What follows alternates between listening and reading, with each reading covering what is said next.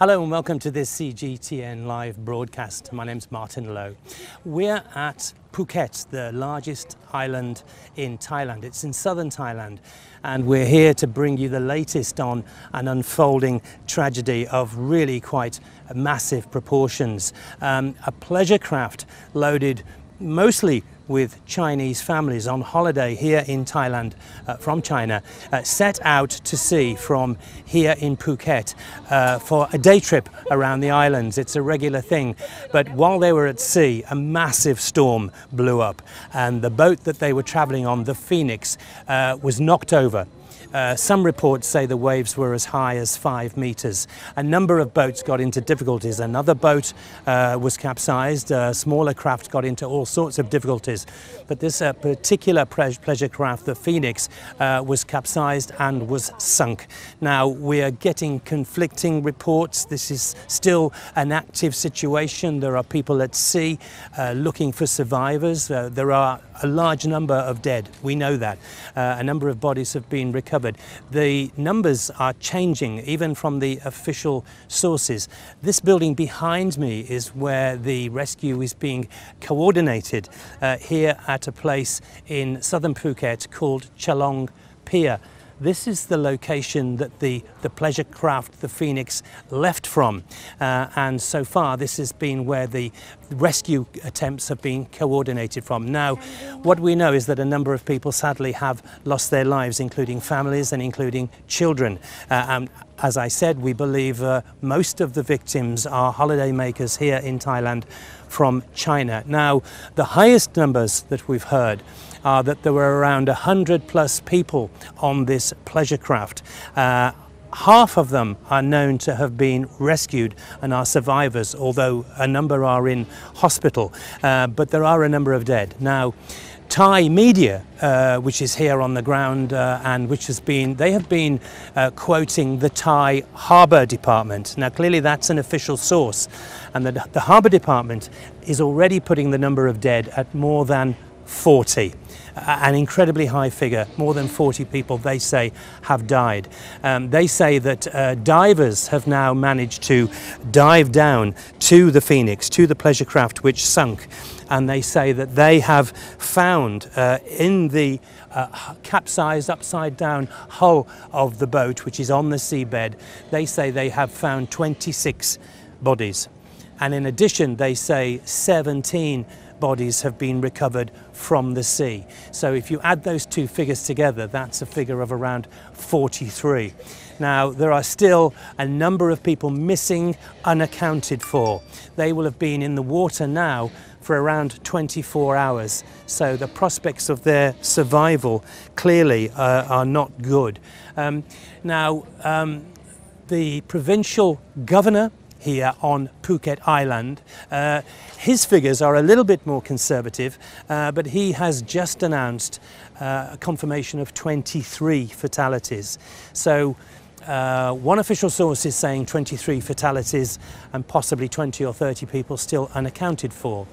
Another official source is saying 40 plus confirmed dead and maybe a dozen or 16 unaccounted for. So we have to wait for confirmation, but as you can understand, this is an ongoing rescue operation. There are boats at sea looking for survivors. There are also people being brought ashore. Now, this was the place where the Phoenix departed from, and certainly over the last few hours, this is also the place where a number of the victims, the people who have died, have been brought ashore, and also some survivors who've been brought ashore here and have been taken to hospital. Now, we were expecting some more activity here any time now, but in fact there were a number of ambulances here, and a short time ago there was quite a lot of activity and a boat did pull into the pier, and we thought that hopefully that might be some more rescued people, some more survivors coming ashore, or at the worst perhaps it might have been more victims, but we did expect a little bit more clarity on the current situation. Now, in fact, those ambulances have pulled away, and our information is, although again all of the information we're getting is coming to us in good faith, but clearly things are happening all the time. But we understand that they have gone to another pier a short distance from here. For some reason, a boat that was bringing people ashore wasn't able to come into this pier, so it's had to go to another pier. And sadly, the information we have is that that operation is to bring ashore more of the dead. We think possibly 5 bodies which have been recovered from the sea are possibly being brought ashore at another pier as we speak. I'm just looking if there's any latest information. Now, questions are being asked, of course, how could this possibly happen? Now, what we do know, let's see if we can take you down here and just show you a little bit more, not actually of the rescue teams, but just to give you an idea of the location we're at. I say this is Chalong Pier in southern Phuket, and it's very well known to anyone who comes here for boat trips, because this is where most of the boat trips to the neighbouring islands in the Andaman Sea depart from. Now, people are already asking the question, how could this happen? How could this happen? How could a pleasure boat carrying mums and dads and children, families from China on holiday here in Phuket, how could such a tragedy befall them?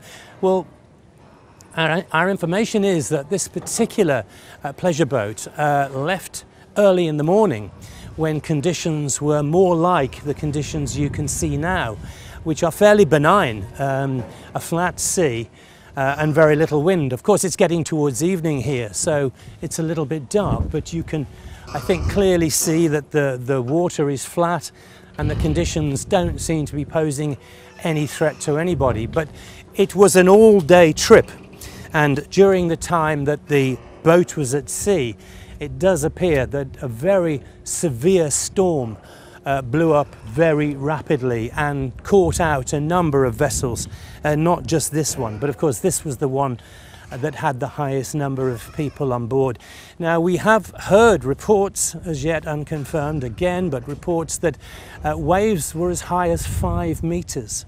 Now, that's very high, that's a very steep swell. We've seen video of the rescue attempts that were made and people floating in the sea, and the conditions were very bad. The sea was very rough, the wind was blowing very strongly. Now, it does appear that this storm, although this is the monsoon season and storms can always be expected here at this time of the year, and they do happen with a regularity, but clearly this was a very severe storm which blew up. We understand there were about 105 people on this pleasure craft, the Phoenix. 10 or 12 or so of them were crew, but all of the rest were holiday makers. Now, the ship was blown over. The ship was literally blown over and sunk to the bottom of the sea. But at the same time, another boat nearby, in a separate incident, that was also blown over into the sea, and there were about 41 people on that boat. Most of them were saved by passing craft, but we have information that at least 2 people from that boat, one of whom is also thought to have been a Chinese tourist, 2 people from that boat were killed. There was a third incident that we know of. There was a jet ski that was out at sea with 2 people on board, two tourists from Russia. They were also involved in difficulties. Their jet ski was flattened. They were thrown into the water. They were rescued and they were okay. Now, the safety record of pleasure craft in Thailand doesn't really stand up to strong scrutiny. There are regular accidents. There are collisions between speedboats travelling at high speed, but carrying quite a number of people, because speedboats are used extensively in this area to take holidaymakers from one island to another. There have also been instances in the past, but in the last 10 or 12 years or so, where ferries have capsized and there have been fatalities. But what I can say is that there may well still be some way to go, but the Thai authorities have been clamping down, and they have been tightening up, and they have been enforcing stricter regulations. Now, in days gone by, there were occasions where people would go to sea on pleasure boats and there might not be enough life jackets for everybody on board. That seems to have been attended to, and it does seem now that all of these pleasure craft carry enough life jackets for all of the people who are on board. Not every craft insists that people wear them. Sometimes it's left to people's own choice, although they are supposed to have a life jacket next to them. But what I can tell you from personal experience is that Chinese holidaymakers are particularly diligent about this, and they almost invariably, all Chinese holidaymakers, when they climb aboard these boats, I've seen them myself when I've been on these trips to various places, they do put their life jackets on. And in fact, there has been video circulating which was taken by rescuers who went out into these terrible conditions to try to pull these people from the sea, the survivors that they could get to. All of the ones we've seen, all of the people we've seen in the water and being pulled out of the water, they all did appear to be wearing life jackets. So that is a positive sign, and that may partly account for why so many, at least half the numbers on board, 50 plus people, were fairly rapidly rescued, and almost all of the 40-odd people on the other vessel that got into difficulties were also rescued and brought ashore. But nevertheless, clearly, whatever happened to the Phoenix, and a Thai police investigation aided by the Marine Division has obviously already been launched, although at this stage the focus is still on trying to rescue more survivors and bring them ashore. But whatever happened to this craft, it must have happened very violently and very quickly, because it does seem as though it was capsized, it was knocked on its side, and then quite rapidly after that it sunk to the bottom of the sea. So clearly the conditions were extremely bad. Now, how does this keep happening? Well, we've said that in the past the safety precautions were perhaps not as good as they might have been, but they have been improved. But this is an area where most holidaymakers are attracted to this part of Thailand because of the activities that are available on the water. So there are literally dozens, if not hundreds, of boat trips of one kind or another that take place almost every day. Now, Phuket itself is an island. It's the largest island in Thailand, but its main attraction is that it's surrounded by smaller limestone islands which are very dramatic in their beauty. This is an intensely scenic area, and people are drawn here because of the boat trips that they can take. They go out to these islands to visit exotic deserted beaches, lonely beaches. They also go out to find undisturbed parts of the coral reef where they can snorkel or scuba dive, and they can see literally thousands of fish in their natural environment. Very close to here, and from this pier, trips go to places like Phi Phi, which is a world famous island, and it's home to Maya Bay, the beach that was made famous by the Leonardo DiCaprio film The Beach. There's also another island close to here. To be honest, it's so famous for what I'm about to tell you that people have forgotten its real name. It's now just called James Bond Island, but it's the island where one of the James Bond films was largely filmed. That was The Man with the Golden Gun, and that's a very distinctive, tall, thin, mushroom-shaped rock that juts out of the water. And you'll have seen that in travel posters and on people's holiday snaps. So there is an awful lot of marine activity that takes place here, and perhaps we have to understand that with so many vessels at sea and so many people riding on these boats, from time to time accidents will happen. But of course that's no excuse. They shouldn't be allowed to happen, and without a doubt there will be another look and another inquiry to try and find out what they can do. Now, we did hear We did hear that after this happened, the provincial governor made an order banning any more vessels from going to sea.